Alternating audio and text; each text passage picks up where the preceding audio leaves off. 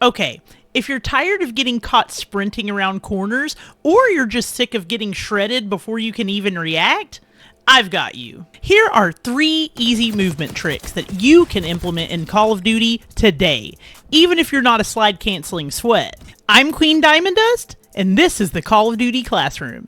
Let's get into it. First up is the pre-aim and strafe, also known as peeking.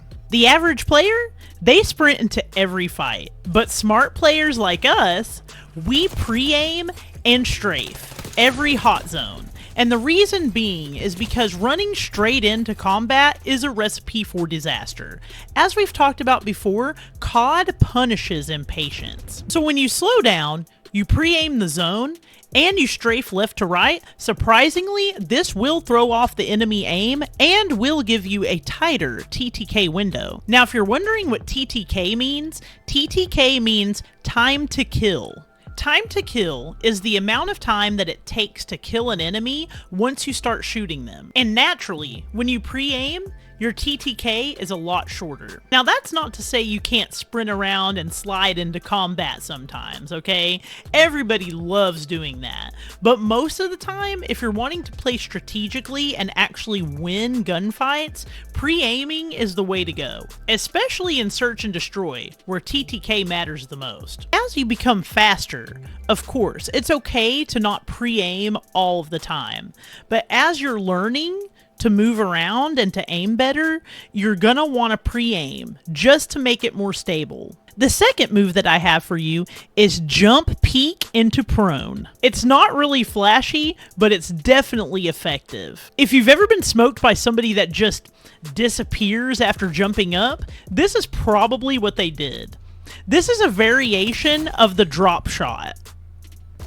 When you do this, you surprise the enemy 9 times out of 10, and it also gives you a split-second advantage. That split-second advantage definitely matters, especially in Search and Destroy.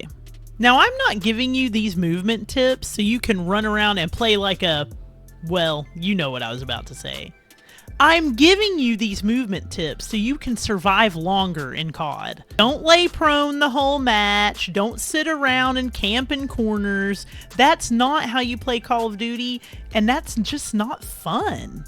Use these movement tips when you're in a dire situation. Here's a good example.